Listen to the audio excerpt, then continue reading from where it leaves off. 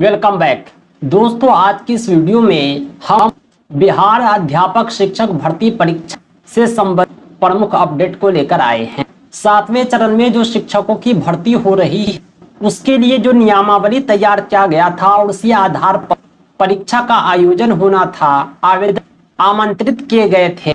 इस नियमावली में संशोधन से एक बड़ा बदलाव आया।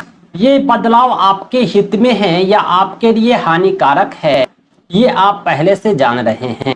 ये बदलाव है डोमिसाइल रूल की समाप्ति। बिहार में शिक्षक भर्ती में पहली बार डोमिसाइल लागू होता है और बेरोजगार बिहारियों को लगता है कि अब बिहारी की लाचारी दूर हो जाएगी।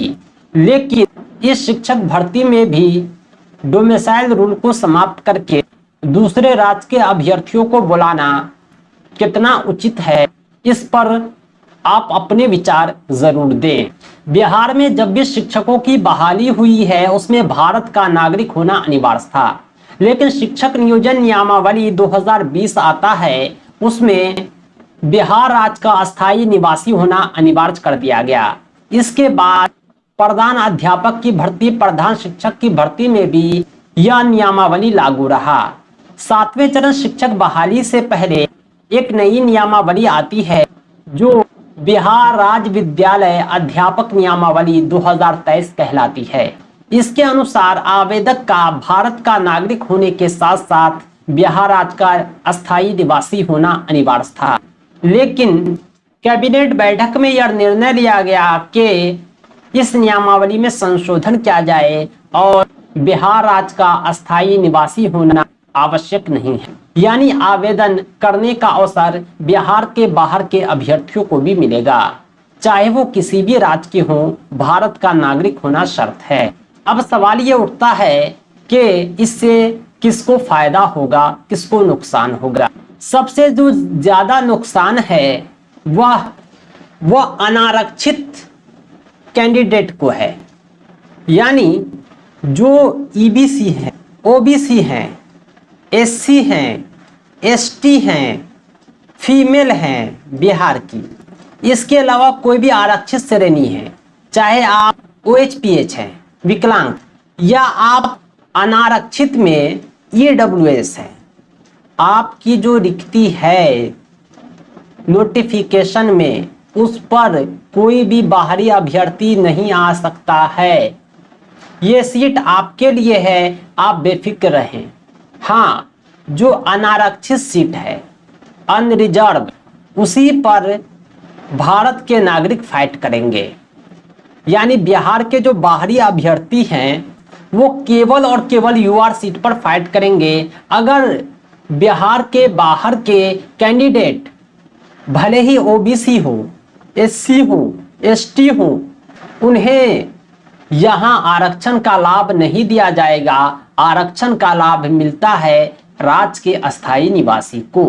बिहार में जो पिछली भर्ती हुई है 6ठे चरण की, 5वें चरण की, 4थे चरण की, सभी में बिहार के बाहर के अभ्यर्थियों को आवेदन का अवसर दिया गया था, लेकिन आरक्षण का लाभ केवल और केवल बिहारी को ही मिला था।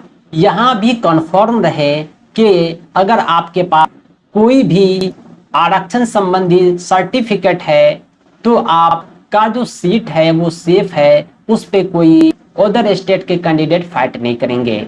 लेकिन यूआर सीट पर तो आप भी एलिजिबल थे, तो आपको इतना तो नुकसान जरूर हो रहा है कि यूआर सीट पर आपके साथ वो भी फाइट करेंगे, यानी यहाँ जो है आवेदक की संख्या काफी ज्यादा हो जाएगी। इसलिए अधिकांशतः यूआर सीट बिहार के बाहर के कैंडिडेट ले जाएंगे।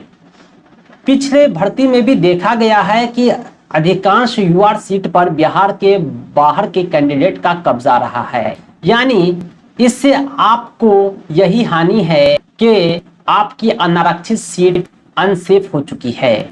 यानी घाटे में कौन है? अनारक्षित श्रेणी के छात्र और अनारक्षित श्रेणी पर फाइट करने वाले छात्र। अब हम देखते हैं कि फायदे में कौन है। सबसे पहला फायदा तो ये है कि जो बिहार के बाहर के हैं उनको फायदा हो रहा है, उधर स्टेट के कैंडिडेट को। दूसरा फायदा हो रहा है चाचा और भतीजे को। क्योंकि इन्होंने वादा कर रखा था कि बिहार की शिक्षक भर्ती में बिहार के बाहरी को अवसर नहीं दिया जाएगा, हम बिहार की बेरोजगारी को दूर करेंगे। लेकिन अभी भी बाहरी की बहार है और बिहारी लाचार है। आइए हम इनका कुछ वादा दिखलाते हैं जो आपको देखना चाहिए। चुनावी वादे के दौरान उप मुख्यमंत्री तेजस्वी यादव ने कहा था कि हम डोमिसाइल रूल को लागू करके 90% बिहारियों को रोजगार देंगे। आज जब ये सत्ता में हैं तो डोमिसाइल ला करके समाप्त कर दिया गया है और ये अपना वादा फिर से तोड़ रहे हैं। अगर हम दूसरे स्टेट को देखते हैं, बिहार के आसपास के बहुत सारे स्टेट ऐसे हैं जहां डोमिसाइल रूल है और बिहारी को आवेदन का अवसर नहीं मिलता है। तो आखिर बिहार जैसे बेरोजगार राज्य में डोमिसाइल रूल एक अच्छी चीज थी, उसे समाप्त करना बिल्कुल ही अनुचित है। दोस्तों, ये थे हमारे विचार। आप भी अपने विचार इस वीडियो के कमेंट बॉक्स में साझा कर सकते हैं और हमारे साथ अपनी आवाज बुलंद कर सकते हैं। हालांकि हजारों छात्र ट्विटर और उधर सोशल प्लेटफॉर्म पर अपने विचार साझा कर रहे हैं। डोमिसाइल रूल को समाप्ति को लेकर के लोगों के विचार एक नंबर पर ट्रेंड कर रहे हैं। आप भी सोशल साइट के प्रयोग से अपनी आवाज सरकार तक पहुंचा सकते हैं।